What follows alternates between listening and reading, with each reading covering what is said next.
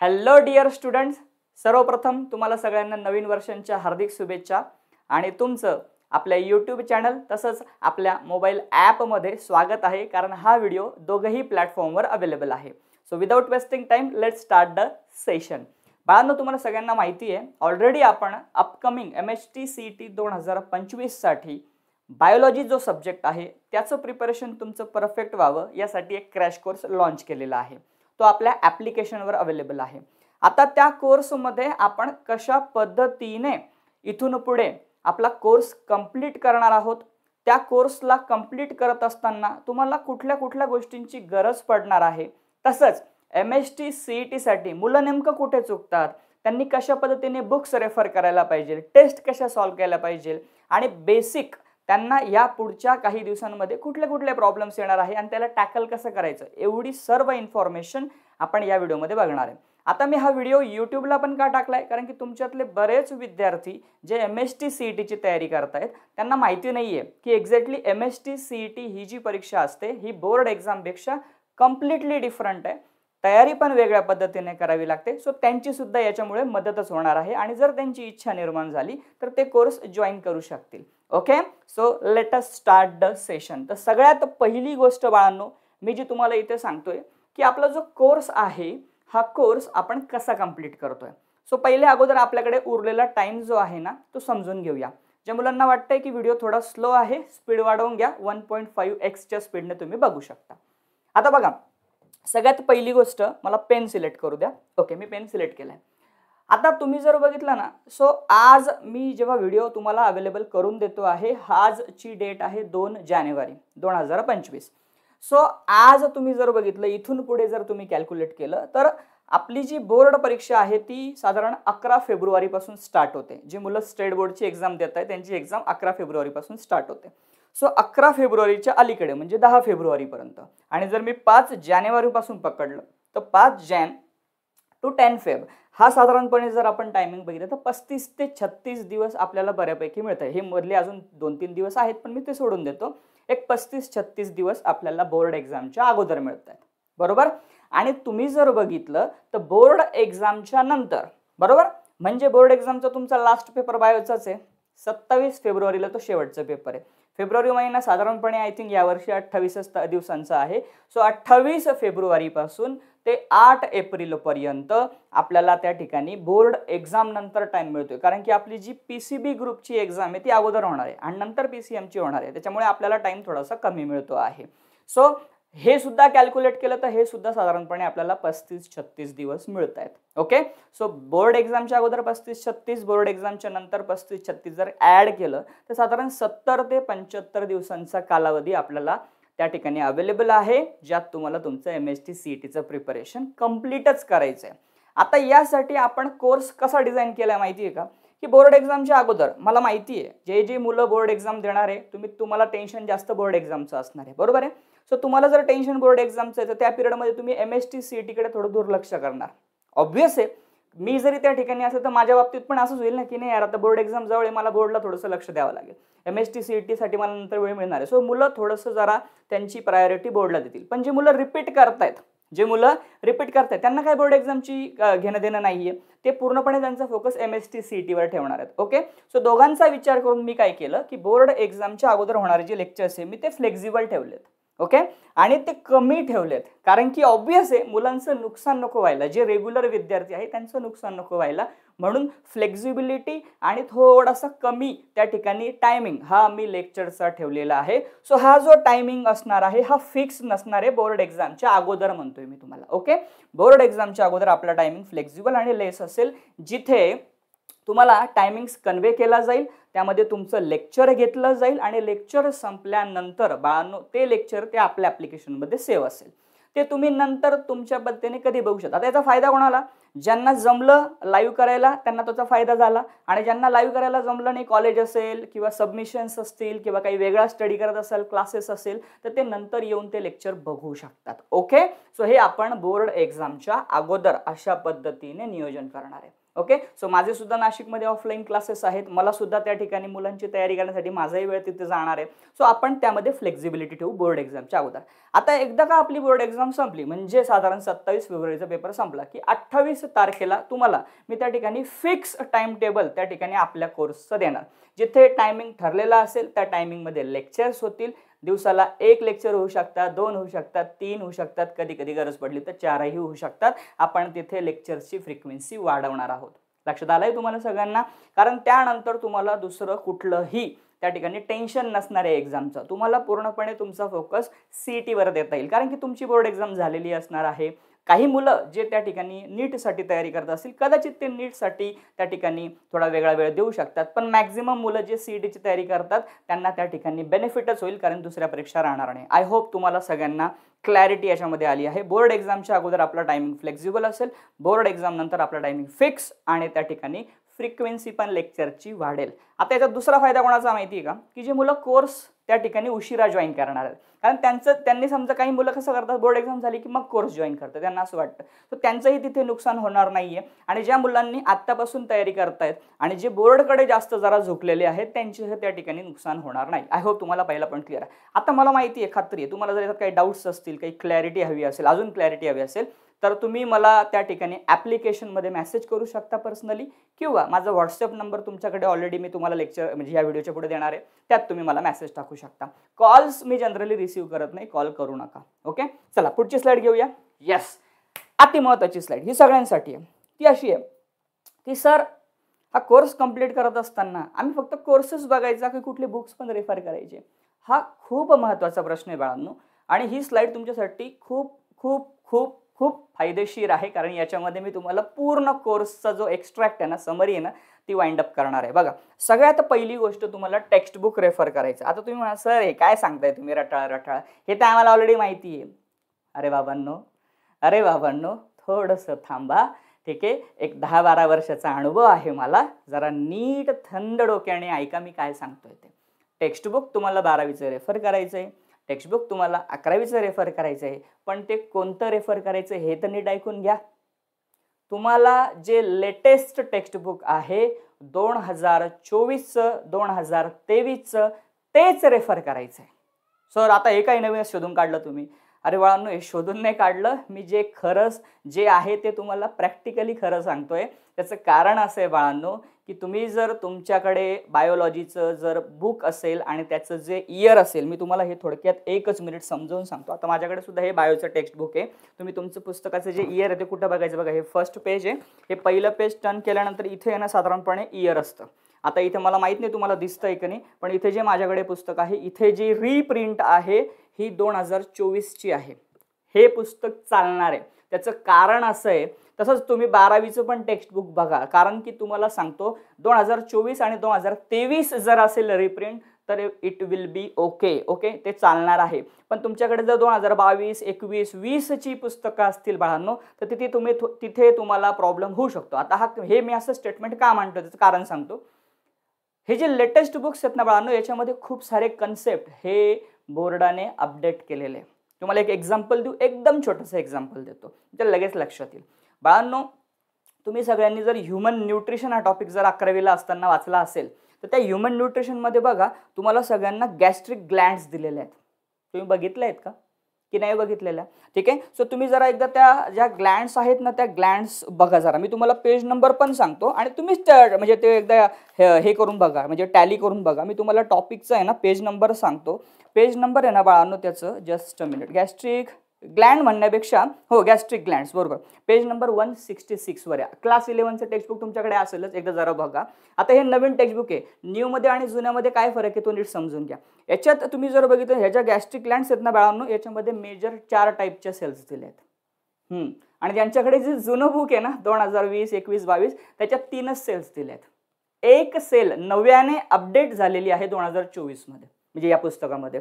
आता तुम्हाला सांगतो ती सेल पण कोणती बघा. ओल्ड टेक्स्ट बुक मध्ये तुम्हाला 3च सेल सापडतील, म्युकस सेल्स, ठीक आहे, पेप्टिक सेल्स आणि परायटल सेल. पेप्टिक सेलचं दुसरं नाव चिप सेल आहे आणि परायटल सेलचं दुसरं नाव ऑक्झिटिक. या 3च सेल तुम्हाला ओल्ड टेक्स्ट बुक मध्ये सापडतील. ज्यांच्याकडे न्यू टेक्स्ट बुक आहे ना बाळांनो, त्यांच्याकडे अजून एक सेल त्याच्यामध्ये ऍड झालेली आहे आणि दॅट इज अर्जेंटॅफिन सेल्स, 4थी सेल. ही ओल्ड टेक्स्टबुकमध्ये नाहीये. तुम्ही टॅली करून बघा, मी काही खोटं नाही बोलत, जे आहे ते एकदम समोर आहे. आणि या अर्जेंटाफिन सेलचा रोल पण तिथे खाली सेपरेटली दिलाय की ते हिस्टामाइन आणि सोमॅटोस्टॅटिन बनवतं. आता ही एक छोटासा पॉईंट मी तुम्हाला सांगितला. असं जर तुम्ही ह्युमन न्यूट्रिशन चॅप्टर पूर्ण बघितला तर असे खूप साऱ्या अपडेट्स नवीन टेक्स्टबुकमध्ये आहे जे जुन्यामध्ये नाहीये. आणि ह्युमन न्यूट्रिशन तुम्हाला MST मध्ये आहे.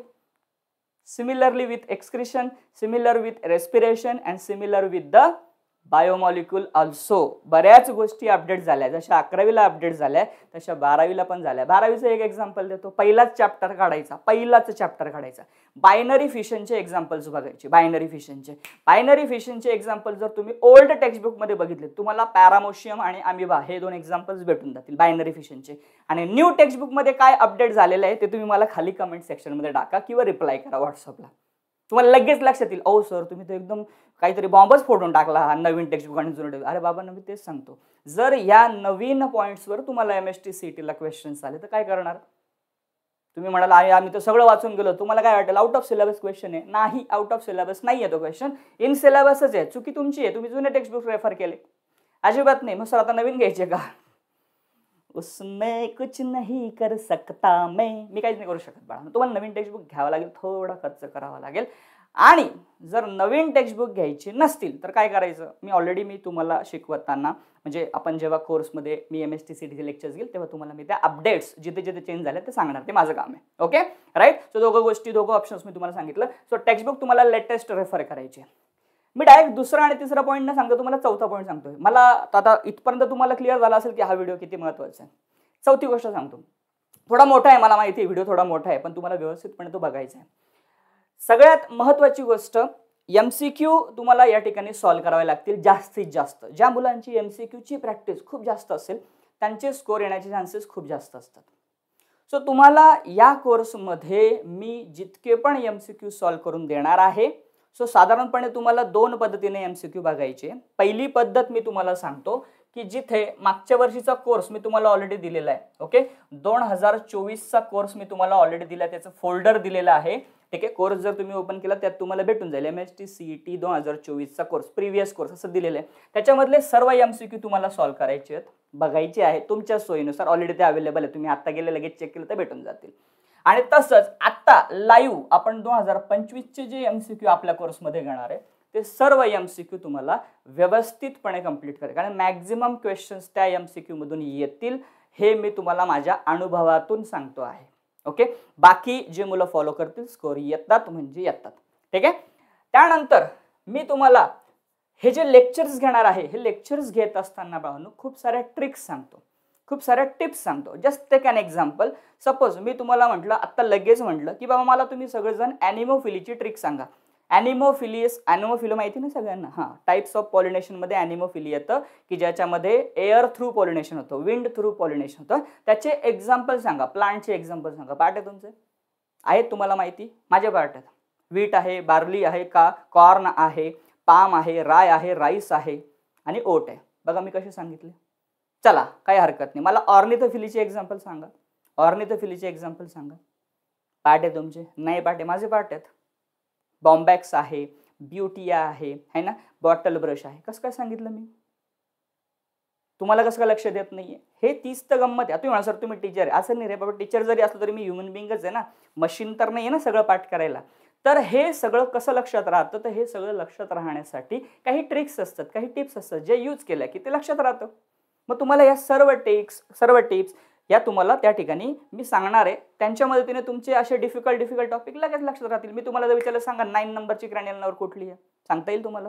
अवघड जरा, नाही सांगता येणार. बरं 10 नंबरची सांगा, नाही सांगता येणार.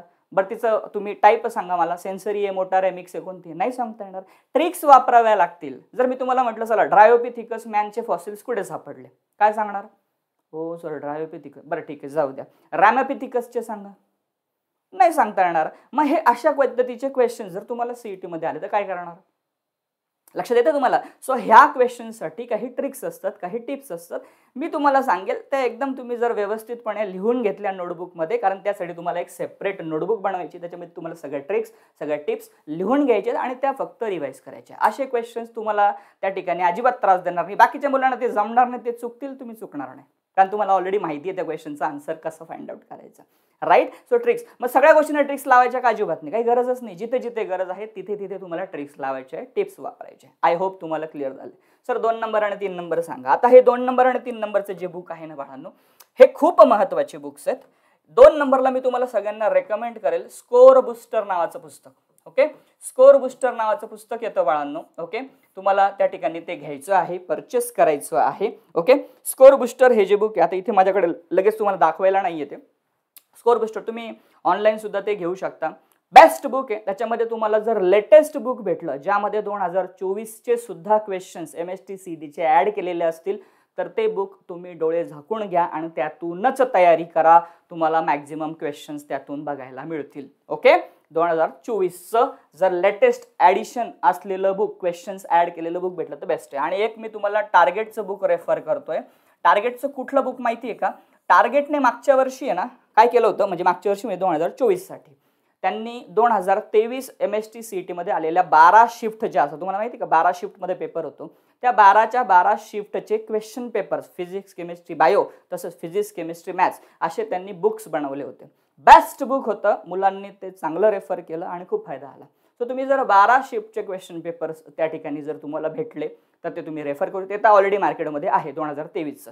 तसंच तुम्हाला 2024च्या 12 शिफ्टच्या क्वेश्चन पेपर असलेलं टार्गेटचं बुक जर भेटलं तर तुम्ही ते नक्की रेफर करा, त्यातून तुम्हाला फायदा होणार आहे. हे 2 बुक्स मी तुम्हाला त्या ठिकाणी सांगितले. आणि एक आपलं सगळ्यांचं टेक्स्ट बुक आणि या 2 गोष्टी, या 5 गोष्टींच्या बाहेर तुम्हाला एकही क्वेश्चन MSTCT मध्ये येणार नाही, हे तुम्हाला मी माझ्या अनुभवातून सांगतो.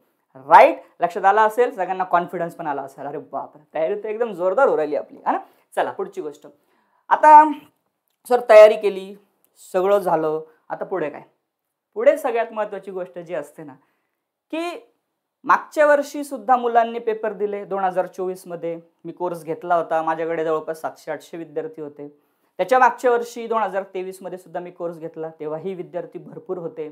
मी 2020 आणि 21मध्ये एका ऑनलाईन प्लॅटफॉर्म सोबत कनेक्टेड होतो. तिथे माझ्या एका सेशनला खूप सारे विद्यार्थी असायचे. ऑनलाईन सेशनमध्ये 1000 विद्यार्थी असायचे, 900 विद्यार्थी असायचे. कारण तेव्हा कोविड होता ना, कोरोना होता, तेव्हा मी एका ऑनलाईन प्लॅटफॉर्म सोबत कनेक्टेड होतो. तर तुम्ही जर बघितलं तर प्रत्येक वर्षी मुलांनी ऑनलाईन पद्धतीने जी तयारी केली तर त्या तयारीमध्ये स्कोर खूप चांगले आलेले आहेत. कारण की बऱ्याच मुलांना इथं क्वेश्चन म्हणजे प्रश्नचिन्ह असतो की ऑनलाईन केलं तर त्या रिझल्ट येतो का? नाही येत रिझल्ट. मी तुम्हाला थोडक्यात एकदा 1 मिनिटात रिझल्ट दाखवतो. बघा हे रिझल्ट्स, हे 2023चे माझे टॉपर्स आहेत. त्यांनी दिलेल्या रिॲक्शन जरा एकदा बघा. तुम्ही जरा एकदा व्यवस्थितपणे बघितलं तर तुमच्या लक्षात येईल. सर तुमची शिकवण्याची स्टाईल खूप छान आहे, मुलांच्या लवकर लक्षात राहते. मी सर्वांना सरांची MSTCT बॅच जॉईन करायला. हा चैतन्य आहे, याचा स्कोर 99.99 आलेला आहे. हा सिद्धांत आहे, याचा स्कोर बघा. याचं काय म्हणणं, सर मी आपल्या लेक्चरला खूप मिस करतो, तुमच्यामुळे मला MSTCTला 99.26 आणि बायोमध्ये 99.93 स्कोर आलेला आहे आणि मला त्याला ॲग्रिकल्चर पुणे कॉलेज मिळालं आहे. ओके, हा एक विद्यार्थी आहे अंगद नावाचा, याला पण त्या ठिकाणी आपल्या कोर्समुळे फायदा आला. आता बघा हे विद्यार्थी, माझ्याकडे विद्यार्थी भरपूर होते पण यातल्या 3-4 मुलांचा फोटो समोर का येतोय, बाकीच्यांचा का नाही येते? त्याचं कारण असं आहे की मॅक्झिमम मुलं हे त्या ठिकाणी काय करतात, कोर्सला सिरियसली घेत नाही. बरोबर आहे ना. तर तुम्ही जर प्रत्येक जणांनी कोर्सला सिरियसली घेतलं तर तुम्हालाही असे स्कोर अचीव्ह करायला काही प्रॉब्लेम नाही. मी परत एकदा सांगतो, शिक्षक ॲज अ टीचर म्हणून मी तुम्हाला फक्त गाईड करणार आहे. मी तुमच्यासोबत ॲज अ कॅटलिस्ट म्हणून काम करणार आहे. मी तुम्हाला सगळ्या गोष्टी सांगणार आहे. पण ती रिॲक्शन कशा पद्धतीने कंप्लीट करायची, तिचा स्पीड वाढवायचा का नाही वाढवायचा हे काम माझ्याकडे आहे. पण ती रिॲक्शन झाल्यानंतर प्रॉडक्ट मात्र तुमच्याकडे असणार आहे. तुम्ही किती सिरियसली घेतलं. मी तुम्हाला जर सांगितलं की बाबा असा अभ्यास करा, हे चॅप्टर असं वाचा, हे ट्रिक्स फॉलो करा, हे क्वेश्चन सॉल्व्ह करा, किंवा आपण तुमच्याकडून सॉल्व्ह करून घेतले आणि तुम्ही जर ते केलंच नाही तर होणार नाही. ओके, त्याच्यामुळे तुम्ही सगळ्यांनी ह्या मुलांसारखं जर व्यवस्थितपणे प्रिपेरेशन केलं. आता हे 2024चे रिझल्ट्स बघा. ओके, ही माझीच बॅच होती मागच्या वर्षीची ऑनलाईन बॅच. सो मुलांचे रिझल्ट येत नाही का ऑनलाईनला? तर येतात ना, कोण नाही म्हणतं. फक्त तुम्ही किती सिरियसली करता याच्यावरती अवलंबून आहे. Okay, right. सो एनिवे मी हे माझ्या युट्यूबला पण शेअर केलं होतं. आता मागच्या ह्या मुलांचे अनुभव काय ते तुम्हाला मी सांगतोय. हे तर एकदम कोणी सांगत नाही पण मी तुम्हाला एकदम जेन्युइनली सांगतोय. याच्यामध्ये पहिलीच गोष्ट काय माहिती का, की जेव्हा तुम्ही आता घरी आहात, बरोबर ना, तुम्ही आता कुठे आहात, घरी आहात, होम आहात. आता तुम्ही घरून तयारी करताय. फॉर एक्झाम्पल तुम्ही घरातून तुम्ही पुस्तक वाचताय, टेस्ट सॉल्व्ह करतायत, मी तुम्हाला काही PDFs दिले समजा टेस्टचे, ते तुम्ही सॉल्व्ह केले, तुमचा स्कोर लेटेस्ट आहे. कॅन एक्झाम्पल 100 आउट ऑफ तुमचा स्कोर येतोय समजा 80, 85, 90 स्कोर येतोय. पण जेव्हा तुम्ही ऍक्च्युअल एक्झामला जाता बाळांनो, जेव्हा म्हणजे तुम्ही फायनल MST CET परीक्षेला जेव्हा सामोरं जाता, तुम्ही कम्प्युटर समोर जेव्हा बसलेले असता, तुम्हाला माहिती आहे ना MST CET परीक्षा CBT असते, कम्प्युटर बेस्ड टेस्ट असते, तुम्हाला कम्प्युटर समोर ती ऑनलाईन पद्धतीने टेस्ट द्यायची. जेव्हा तुम्ही कम्प्युटर समोर बसलेले असतात ना, तेव्हा काय होतं, जेव्हा रिझल्ट येतो तेव्हा तुमचा स्कोअर कमी होतो. असं का होतं? त्याला सगळ्यात मोठं कारण आहे एन्व्हायरमेंट. आपल्याला त्या वातावरणाची सवय नसते, कारण आपण घरातून पेपर सॉल्व्ह केलेले असतात एकदम रिलॅक्स पद्धतीने. तिथे गेल्यानंतर आपण थोडे स्ट्रेस असतो, आपल्यावरती थोडा ताण येतो, तणाव येतो, है ना.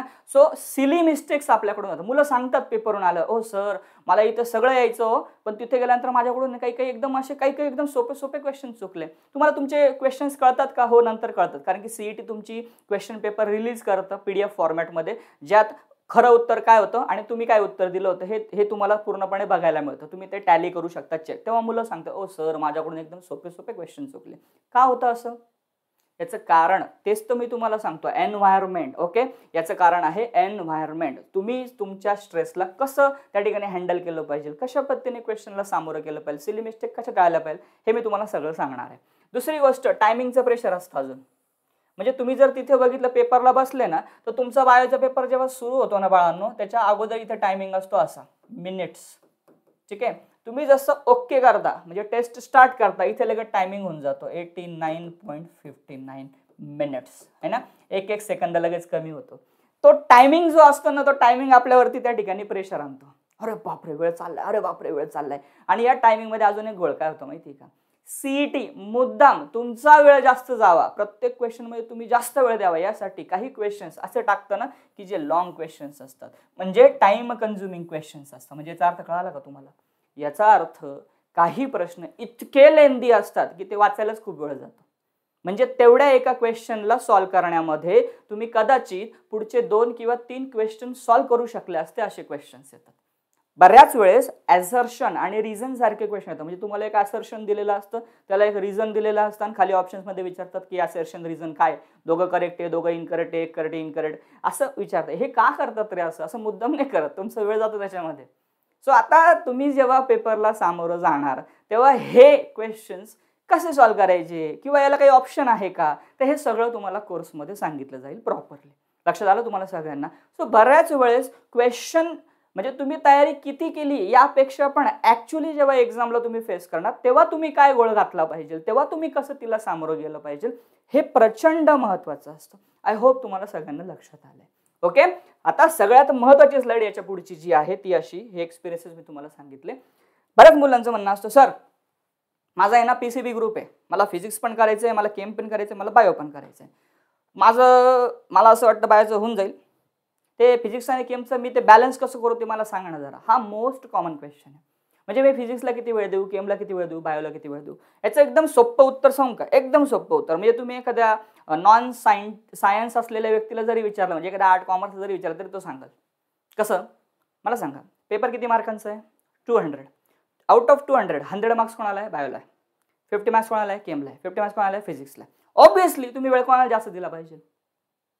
जिथे जास्त मार्क त्याला वेळ जास्त दिला पाहिजे. मुलं काय करतात? एक्झॅक्टली अपोजिट करतात. बायोला सगळ्यात कमी वेळ देतात. कारण काय मला कळत नाही की ते बायोने त्यांचं असं काय घोडं मारलेलं असतं की त्याला एवढी हीन दर्जाची वागणूक दिली जाते. मोठा भाऊ असून सुद्धा त्याला हीन दर्जाची वागणूक द्यायची काय गरज आहे? उलटा तुम्ही त्याला सर्वोच्च सन्मान दिला गेला पाहिजे. 100 मार्क देणार आहे तुम्हाला, तो 100 मार्क्स देणार आहे, त्याच्यावर तुमचं स्कोरिंग वाढणार आहे. राईट. पण मुलं घेऊन बसतात फिजिक्स, मुलं घेऊन बसतात केमिस्ट्री. ओ सर काय बोलतायत, फिजिक्स आणि केमिस्ट्री किती अवघड, तुम्हाला माहिती आहे का? हो बाळांनो, मी सुद्धा 12वी केलेली आहे, मी सुद्धा मागच्या 12-13 वर्षापासून मुलांना शिकवतो आहे, आयडिया आहे मला, मी डायरेक्ट उडी मारून इथे आलेलो नाहीये. पण तुम्हाला त्याच्या बदल्यात काय मिळणार हे सुद्धा बघा ना, हे सुद्धा तितकंच महत्वाचं आहे की. लक्षात आलं तुम्हाला सगळ्यांना? सो तुम्ही फिजिक्स केमिस्ट्रीचा अभ्यास कराच, मी त्यामध्ये म्हणत नाही की तुम्ही त्याला स्किप करा, पण तो करत असताना एक टायमिंगचा त्या ठिकाणी मॅनेजमेंट करा. इथे तुम्हाला एक्झाम्पल दिलंय. सपोज तुम्ही फिजिक्सचा स्टडी 1 तास करताय, केमिस्ट्रीचा स्टडी तुम्ही 1 तास करताय, हे मी दिवसभरातून सांगतोय तुम्हाला. क्लासेस व्यतिरिक्त म्हणजे तुम्ही ऑनलाईन क्लास केला 1 तासाचा 1.5 तासाचा, त्याच्या व्यतिरिक्त सांगतोय बरं का मी. किंवा तुम्ही एखाद्या ऑफलाईन क्लासला असाल, तिथे तुम्ही जाऊन आले, परत तुम्ही ऑनलाईन क्लास पण जॉईन केलेला आहे, बॅच घेतलेली आहे एखादी, तिथे केलं, किंवा तुम्ही एखादी फिजिक्सची बॅच जॉईन केली आहे, केमची बॅच जॉईन, ऑब्व्हियसली तिथे वेळ जातो. त्याच्या व्यतिरिक्त जो तुम्ही सेल्फ स्टडी करता, जर तुम्ही फिजिक्सला 1 तास दिला, केमिस्ट्रीला 1 तास दिला, तर या दोघांचा मिळून जो तास आहे तेवढा तुम्हाला बायोला द्यायचा. मी तुम्हाला बायोला 2 तास द्यायचे. फॉर एक्झाम्पल तुम्ही फिजिक्सला 2 तास दिले, केमला 2 तास दिले तर बायोला तुम्हाला 4 तास द्यायचे. हे गणित विसरायचं नाही. बरेच मुलं काय करतात, हे एक्झॅक्टली उलटं करतात. फिजिक्स आणि केमला 4 तास देतील, बायोला 1 तास देतील. आता यात काही मुलांचं म्हणणं असं असतं की सर आमचा बायोचा अभ्यास होऊन जातो, आम्हाला बायोला काही टेन्शन नाही आहे. एकदा क्वेश्चन सॉल्व्ह करा, 100 मार्काचा पेपर सॉल्व्ह करा. जर 100 मध्ये तुमचा स्कोअर 90+ येत असेल तर तुम्ही तुमच्या पद्धतीने वेळ देऊ शकता, आणि जर येत नसेल तर गपचूप मी जे सांगतो ते फॉलो करा. लक्षात आलंय? जास्त त्या ठिकाणी अजिबात विचार करण्याची गरज नाही. हे सरळ सरळ कॅल्क्युलेशन आहे, राईट. तुम्ही तुमचा कॉन्फिडन्स चेक करा, त्यानुसार वेळ किती द्यायचा ते बघा. बायो जितकं तुम्हाला सोपं वाटतं थिअरॉटिकली तेवढं नाही आहे. सीईटीचा पेपर एकदा जरा एखादा सॉल्व्ह करून बघा, एखाद्या शिफ्टचा सॉल्व्ह करून बघा. मी सांगितलं त्या बुक्समधून कुठलाही एक पेपर घ्या 2023चा. टार्गेटमध्ये तुम्हाला डायरेक्टली एखाद शिफ्टचा पेपर भेटून जाईल, तोच एकदा सॉल्व्ह करून बघा. मग तुम्हाला आयडिया येऊन जाईल की आपण किती पाण्यामध्ये आहोत. Okay, right. नेक्स्ट तुमचा जो प्रश्न आहे, सर MST CETचा अभ्यास कसा करू? ओके, MST CETचा स्टडी कसा करू? तर तुम्हाला सगळ्यांना MST CETचा स्टडी करत असताना सगळ्यात पहिली गोष्ट ही लक्षात घ्यायची की तुमचे सगळ्यांचे जे लेक्चर्स कोर्समध्ये होणार ते रेग्युलर सगळे करायचे, ते स्किप करायचे नाही. सपोज एखाद्या दिवशी तुम्हाला नाही जमलं लेक्चर करायला, तर ते लेक्चर नंतर तुम्हाला जेव्हा पण वेळ मिळतो त्याच दिवशी बघायचं, दुसऱ्या दिवशी ढकलायचं नाही. बरेच मुलं ते ढकलतात, ढकलण्यामध्ये ते एक्सपिरियन्स होतात, मास्टर होतात, त्याची त्यांना प्रॅक्टिस होऊन जाते. मग ते इतके लेक्चर ढकलून देतात की ते कव्हरच होत नाही. किंवा ज्या मुलांनी उशिरा कोर्स जॉईन केलाय त्यांनी आधी झालेले लेक्चर्स जितक्या लवकरात लवकर कंप्लीट होतील ते कंप्लीट करण्याचा प्रयत्न करायचा, म्हणजे तुमचा बॅकलॉग राहणार नाही. यासाठी तुम्हाला वेळ द्यावा लागणार आहे. ओके, सगळ्यात पहिली गोष्ट तुम्हाला MST CETसाठी कंप्लीट अंडरस्टँडिंग पाहिजे. नुसतं वरवरचं वाचून चालत नाही. प्रत्येक चॅप्टरची प्रत्येक लाईन, चॅप्टरमध्ये दिलेले कलरफुल बॉक्सेस, चॅप्टरमध्ये दिलेल्या व्हॅल्यूज, एन्झाईमची नावं, एक्सेप्शन, सगळ्या काना कोपरा तुम्हाला त्या ठिकाणी माहिती पाहिजे. कारण कुठल्याही पॉईंटवरून तुम्हाला MST CETला क्वेश्चन येतो, आणि यावर्षी साधारणपणे माझ्या माहितीप्रमाणे 3 लाख+ स्टुडंट्स हे त्या ठिकाणी PCB ग्रुपला सामोरं जातील असा एक अंदाज आहे. कारण मागच्या वर्षीच तो आकडा जवळपास तितका होता. जर एवढ्या विद्यार्थ्यांमधून तुम्हाला जर बीट करायचं आहे कॉम्पिटिशनला, तर तुम्हाला त्या ठिकाणी तेवढी तयारी तुम्हाला करावीच लागेल. ओके, दुसरी गोष्ट रिस्क कॅल्क्युलेशन आहे ना. क्वेश्चन सॉल्व्ह करताना जेव्हा एखादा क्वेश्चन तुम्ही रीड करताय, 4 ऑप्शन्स रीड करतायत, ऑब्व्हियसली 4 ऑप्शन्स बघितल्यानंतर असं वाटतं की 4ही उत्तर आहे. होतं असं बऱ्याच वेळेस, हसू येतं आपल्याला, यार हे 4ही मला बरोबर वाटू राहिलं. तर अशा केसमध्ये बरोबर उत्तरापर्यंत तुम्ही कसं पोहोचायचं? म्हणजे आता बघा, ज्यावेळेस तुम्हाला 4ही बरोबर वाटतात तर तुमची रिस्क 100 आहे. तुमची रिस्क किती % आहे? 100% आहे. सो तुम्ही जेव्हा एखादा ऑप्शन साईडला काढता, नाही यार हे उत्तर नाहीये, तर तुमची रिस्क 25% कमी झाली. आता तुम्ही 75% रिस्कवर आहे. तुम्ही अजून एखादा ऑप्शन साईडला काढला तर तुमची रिस्क 50% वर आहे. अजून एक ऑप्शन साईडला काढला म्हणजे तुम्ही करेक्ट आन्सर पण, तुमची रिस्क आता त्या ठिकाणी 0 आहे. अशा पद्धतीने तुम्ही तुमची रिस्क कमी करायला शिकलं पाहिजे. त्याला म्हणतात रिस्क कॅल्क्युलेशन. प्लस सिलेबस मधले असा एखादा टॉपिक असतो ना, असा एखादा चॅप्टर असतो जे आपल्याला अजिबात वाचावं असं वाटत नाही. 11वीचे 4 चॅप्टर्स आहेत, 12वीचे 15 चॅप्टर्स आहेत, 19 पैकी 2-3 चॅप्टर तर असे हमखास आहेत आपल्यासमोर की जे आपल्याला अजिबात वाचावेसे वाटत नाही. Let's take an example. तुम्हाला सगळ्यांना कंट्रोल कोऑर्डिनेशन कदाचित वाचावं असं वाटत नसेल. इतका भला मोठा चॅप्टर आहे, कसं वाचायचा? पण काय आता पेपरला क्वेश्चन त्या चॅप्टरमधून तर येणारच आहे. वेटेज काही फिक्स नाही MST CETचा चॅप्टर वाईज. मग काय करायचं? अशा वेळेस रिस्क कॅल्क्युलेशन सारखा फंडा जो आहे तो वापरायचा आहे. तो मी तुम्हाला कोर्समध्ये सांगेलच. ओके, पेपर सॉल्विंग टेक्निक आहे ना, पेपर कसा सॉल्व्ह करायचा आहे ना. पेपर सगळेच सॉल्व्ह करणार आहे, त्यात काही विशेष नाही आहे, पण तो सॉल्व्ह करण्याची जी टेक्निक आहे ती पण महत्त्वाची आहे ना, है ना. तुमच्या लक्षात येतंय मला काय म्हणायचं आहे? सो ती टेक्निक फार महत्त्वाची आहे. क्रिकेट सगळेच खेळणार आहे. फॉर एक्झाम्पल एखादी क्रिकेट टीम आहे, त्याच्यातले सगळे प्लेयर्स त्या ठिकाणी बॅट घेऊन जाणार आहे, बॅटिंग करणार आहे. पण बॅटिंग कशी करायची त्याचे टेक्निक महत्त्वाचं असतं की नाही.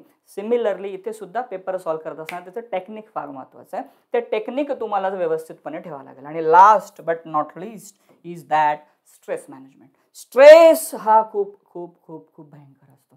बरेच मुलं करत काहीच नाही पण रिकामा स्ट्रेस घेतात. सर कसं होईल माझं, आता इतकाच वेळ उरलाय माझ्याकडे. हा मग ठीक आहे ना, वेळ उरलाय, तुला दिसतंय, तुला कळतंय, मग तुझं वळत का नाही आहे? कळतं पण वळत नाही, याचा अर्थ कळतो का तुम्हाला सगळ्यांना? याचा अर्थ एकदम सिंपल, माहिती सगळं आहे पण करायचं काहीच नाही. कम्फर्ट झोनच्या बाहेर यायचं. कम्फर्ट झोनच्या बाहेर येऊन तुम्हाला सगळ्यांना स्ट्रेस मॅनेजमेंट करून या ठिकाणी व्यवस्थित पद्धतीने आपलं प्रिपरेशन करायचं. मग चांगली झोप घेतली पाहिजे, चांगलं खाल्लं पाहिजे, चांगलं बघितलं पाहिजे, चांगलं ऐकलं पाहिजे, चांगल्या सोबत राहिलं पाहिजे. ठीक आहे, वेळेचं नियोजन व्यवस्थित केलं पाहिजे. ऑनलाईन जरी असलं, आपल्याला कोणी बघणारं नसलं तरी आपण एक वेळ ठरवली पाहिजे की नाही बाबा मला ह्या वेळेत हे सगळे लेक्चर्स बघून घ्यायचे. मला फिजिक्सला हा वेळ द्यायचा आहे, केमला हा द्यायचा आहे, बायोला द्यायचा, मॅथ्स असेल तर मॅथ्सला हा द्यायचा आहे, मला ह्या वेळेत बाहेर फिरायला जायचं, ह्या वेळेत खेळायचं, करायचं आहे, मला यावेळेस पतंग उडवायची, काय जे असेल नसेल तुमचं सगळ्या गोष्टी ज्या आहेत त्या व्यवस्थितपणे तुम्हाला मॅनेज करायच्या आहे. एक डिसिप्लिन लावायचं आहे, शिस्त लावायचं आहे. तुमच्या लक्षात आलं मला काय म्हणायचं आहे? आजच सकाळी मी एक छान लाईन वाचली, ती अशी होती की भूतकाळात नाही, भविष्यकाळात तुम्ही काय असणार, भविष्यकाळात तुम्ही काय असणार हे तुमची सध्याची दिनचर्या ठरवते.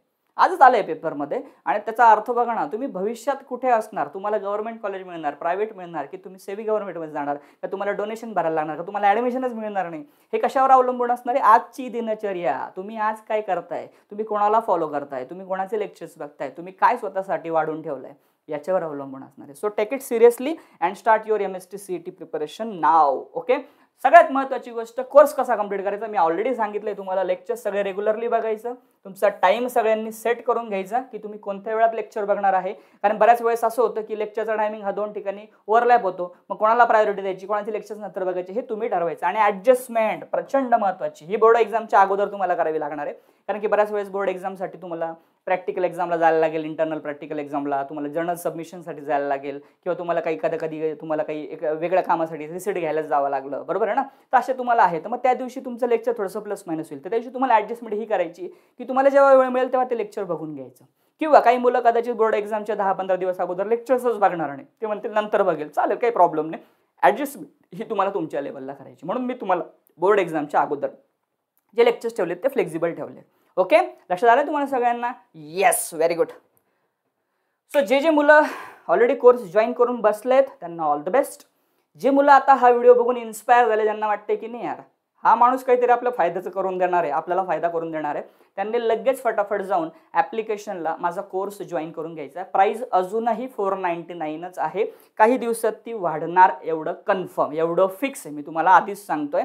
ती वाढण्याच्या अगोदर कोर्स 499 मध्ये जॉईन करून घ्या. कोर्स कसा जॉईन करायचा हे जर तुम्हाला समजत नसेल तर डिस्क्रिप्शन बॉक्समध्ये हाऊ टू जॉईन कोर्स अशी लिंक टाकलेली आहे. तो व्हिडिओ एकदा शॉर्ट डेमो व्हिडिओ एकदा बघून घ्या आणि कोर्स जॉईन करा. तिथेही कळत नसेल व्हॉट्सअप नंबर देतो माझा मी तुम्हाला, तिथे जाऊन तुम्ही मला हाय करा, तुम्हाला मेसेज येऊन जाईल, त्याच्यामध्ये सर्व मेसेजेसच्या लिंक्स आहेत, तिथे जाऊन तुम्ही कोर्स कसा जॉईन करायचा हे बघू शकता. ओके, आपल्या कोर्समध्ये तुम्हाला एवढ्या सगळ्या गोष्टी मिळणार आहेत. हे ऑलरेडी मी एका सेपरेट व्हिडिओमध्ये सांगितलं होतं, तरी एकदा शॉर्टमध्ये सांगून देतो. बेसिक टू ॲडव्हान्स सगळ्या गोष्टी त्या ठिकाणी तुम्हाला शिकवल्या जातील. तुम्हाला समजतील अशा भाषेमध्ये, म्हणजे तुमची फ्रिक्वेन्सी माझ्यासोबत मॅच होईल याची मी पूर्ण काळजी घेईल. पूर्ण सिलेबस आपण कव्हर करणार आहोत. पूर्ण सिलेबसमध्ये असलेल्या चॅप्टरचे MCQ घेणार आहोत. त्यासाठी तुम्हाला लागणाऱ्या मॉक टेस्ट PDF स्वरूपामध्ये भेटून जातील. इथे होणाऱ्या सगळ्या PPTs मी तुम्हाला PDF स्वरूपात देणार आहे. MST CETचे प्रिव्हियस इयर क्वेश्चन्स मी तुमच्याकडून सॉल्व्ह करून घेणार आहे. तुम्हाला फुल सिलेबस मॉक टेस्ट देईल मी, 100 मार्काचे बायोचे पेपर देईल PDF स्वरूपात, जे मी स्वतः बनवलेले असणार आहेत. आणि तुम्हाला लाईव्ह सेशन्समध्ये तुमचे जे काही डाऊट्स आहेत त्यासाठी काही सेपरेट लेक्चर्स देईल, जिथे तुम्ही माझ्यासोबत डायरेक्टली डाऊट्स शेअर करू शकता, डिस्कस करू शकता. आणि फायनली तुम्हाला मागच्या वर्षी जो मी MST CETचा 2024चा कोर्स घेतला होता तो पूर्णच्या पूर्ण कोर्स फ्रीमध्ये देणार आहे, जेणेकरून तुम्हाला मागच्या वर्षीचा सुद्धा कोर्स बघता येईल. त्या कोर्समुळे सुद्धा तुम्हाला प्रचंड फायदाच होणार आहे. ठीक आहे, राईट. या कोर्समध्ये सुद्धा इतकं पोटेन्शियल आहे ना बाळांनो की तुमचा चांगला स्कोर येऊ शकतो. त्याला हलक्यात नका घेऊ, ती खूप मोठी महत्त्वाची गोष्ट आहे. कारण त्याच्यासाठी मी इतकेच एफर्ट्स घेतले होते जितके एफर्ट्स मी आता ह्या वर्षी घेतो आहे. Okay, right. Next important thing, याच्या व्यतिरिक्त तुम्ही बोर्डसाठी सिरियस असाल तर बोर्डसाठी सुद्धा माझी बॅच ऑलरेडी अवेलेबल आहे. ॲप्लिकेशनला जाऊन तुम्ही जॉईन करा. ती रिव्हिजन बॅच आहे. त्या रिव्हिजन बॅचचा वापर करून तुम्ही परफेक्ट स्कोअर बोर्डमध्ये करू शकता. ज्या मुलांचे टॉपिक्स क्लिअर नाही आहेत, ठीक आहे, 2-2, 3-3 लेक्चरमध्ये तुमचं एक चॅप्टर मी तिथे संपवलेला आहे. एकदम तुम्हाला समजेल अशा पद्धतीने. एकदम कमी दिवसात तुमची पूर्ण बायोलॉजी होऊ शकते. ठीक आहे, HSC बोर्डची तयारी होऊ शकते. ज्या मुलांनी काहीच केलेलं नाही किंवा ज्यांचा अभ्यास झालेला नाही किंवा ज्यांना थोडासा कॉन्फिडन्समध्ये प्लस मायनस आहे, ते मुलं ही बॅच नक्की जॉईन करा. प्राइस जास्त नाहीये, लेक्चर लावून द्यायचं, काळात हेडफोन टाकायचे, पुढच्या 1 ते 2 लेक्चरमध्ये तुमचं पूर्ण चॅप्टर होऊन जातो. त्याच्या नोट्स टेक्स्टबुकमध्ये टेक करून घ्यायच्या, रिवाइज करायचं, चॅप्टर फिनिश. ओके, इतक्या सोप्या पद्धतीने शिकवलेलं आहे, जॉईन करून घ्या. ओके, MST CETची टेस्ट सिरीज पण आहे. टेस्ट सिरीजमध्ये तुम्हाला सेपरेटली टेस्ट सॉल्व्ह करायला मिळतील, ती फक्त 299 मध्ये आहे. राईट, या दोघंही कोर्सेसच्या ज्या प्राइजेस आहेत सध्या 499 आणि 299 आहे. ह्या वाढतील का भविष्यात? येस, ऑफकोर्स, का नाही वाढणार. तुम्हाला सगळ्यांना जर व्हॉट्सअपवरती मला काही विचारायचं आहे तर काहीच करू नका, हा नंबर तुमच्या मोबाईलमध्ये सेव्ह करून मला फक्त हाय करा. ओके, तुम्हाला एक ऑटोमॅटिक ऑटोबोर्ड जनरेटेड मेसेज येऊन जाईल, त्यात तुम्हाला सगळ्या लेक्चरच्या लिंक्स दिलेल्या आहे. लेक्चरच्या म्हणजे कोर्सेसच्या लिंक्स दिलेल्या आहेत. MSTCTचा कोर्सची लिंक, टेस्ट सिरीजचे कोर्स, SSC बोर्डचे कोर्स कसा जॉईन करायचा, कोर्स कसा बघायचा, हे सगळ्या लिंक्स तुम्हाला येऊन जातील. त्याच्यावर क्लिक करून तुम्हाला ते कळून जाईल. माझी गरज पडणार नाही. आय होप तुम्हाला क्लिअर झालंय. याच्या व्यतिरिक्त हे आपलं यूट्यूब चॅनल आहे, ठीक आहे. सबस्क्राईब करून घ्या आणि ॲप्लिकेशनमध्ये तुम्ही जर हे लेक्चर बघत असाल तर कोर्स जॉईन करून घ्या. केला असेल तर आता लेक्चर्स बघायला सुरुवात करा. बाकीचे हे माझं सोशल मीडिया हँडल्स आहेत, प्रोफाईल्स आहेत, तिथे जाऊन तुम्ही मला फॉलो नक्की करू शकता. इंस्टाग्रामला आहात का? बरं, इंस्टाग्रामला तुम्ही जॉईन करून घ्या. दिगंबर 22 माळी माझा ID आहे. तिथे पण मी बऱ्याच गोष्टी पर्सनली टाकत असतो. आय होप तुम्हाला कोर्सेसबद्दलची बऱ्यापैकी इन्फॉर्मेशन मी इथे प्रोव्हाइड केलेली आहे. आता कोर्स आपण स्टार्ट करूया. ओके, कोर्ससाठीचे लेक्चर्स तुम्हाला भेटत जातील. तुमचा जो चॅट सेक्शन आहे त्या चॅट सेक्शनमध्ये तुम्हाला बऱ्याच अपडेट्स, इम्पॉर्टंट इन्स्ट्रक्शन्स दिल्या जातात. तिथूनच तुमच्याशी मी जनरली कम्युनिकेट करत असतो. ठीक आहे. So not finally last but not least, तुम्हाला पुन्हा एकदा नवीन वर्षाच्या हार्दिक शुभेच्छा. नवीन वर्षामध्ये तुमचे स्कोर चांगले येवो, खूप चांगले मार्क्स तुम्हाला भेटो, हीच मी ईश्वरचरणी प्रार्थना करतो.